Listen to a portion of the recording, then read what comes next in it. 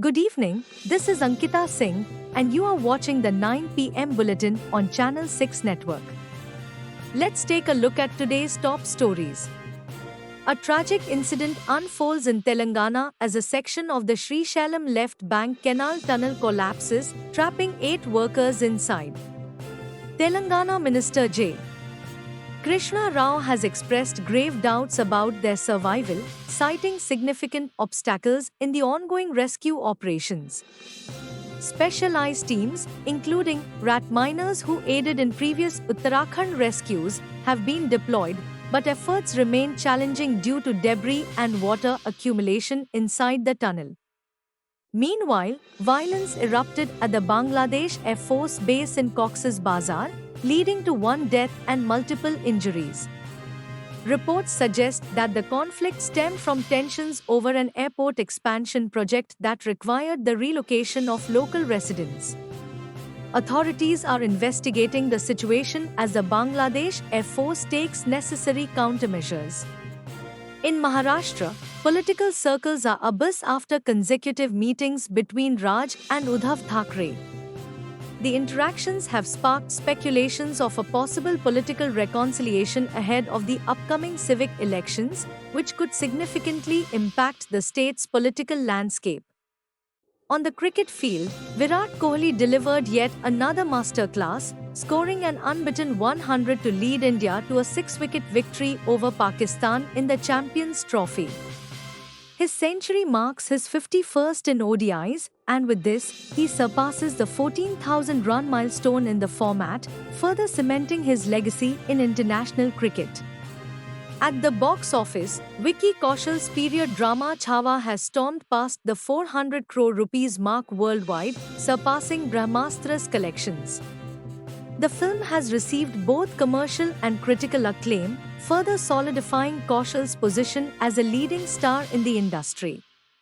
In the world of chess, D. Gukesh's chief coach, Grace Gors Gajewski, has raised concerns about the long-term sustainability of Magnus Carlsen's freestyle chess project. With uncertainties surrounding its viability, the future of this format remains uncertain. A shocking tragedy was reported from West Bengal, where a 27-year-old event manager lost her life while attempting to escape from harassers in Paschim Bardhaman. Her car overturned during the chase, resulting in a fatal accident. Authorities have launched an investigation and are actively pursuing the suspects involved. Back to Telangana, rescue efforts have intensified at the collapsed SLBC tunnel in Nagar Kurnool district. Teams from Larsen and Toubro, along with the specialized rescue crew, are working tirelessly to clear the debris and locate the trapped workers. Oxygen is being pumped inside the tunnel as authorities explore alternative routes to expedite the operation. In Delhi, the 98th Akhil Bharatiya Marathi Sahitya Sammelan took a strong stand on the rising crime rates in Maharashtra. The literary conference addressed key concerns, including the decline of Marathi schools and the need for language preservation. The event concluded with 12 crucial resolutions aimed at addressing these pressing issues. Meanwhile, political tensions in Maharashtra continue to rise as the opposition demands the immediate disqualification of Agriculture Minister Manikrao Kokate following his conviction in a forgery case. The Speaker, however, has stated that any action will be taken only after receiving the official court order. And finally, Bollywood actor Kamal Khan has approached the Bombay High Court to quash an FIR filed against him in 2013 for alleged defamatory remarks against Tamil actor Dhanush.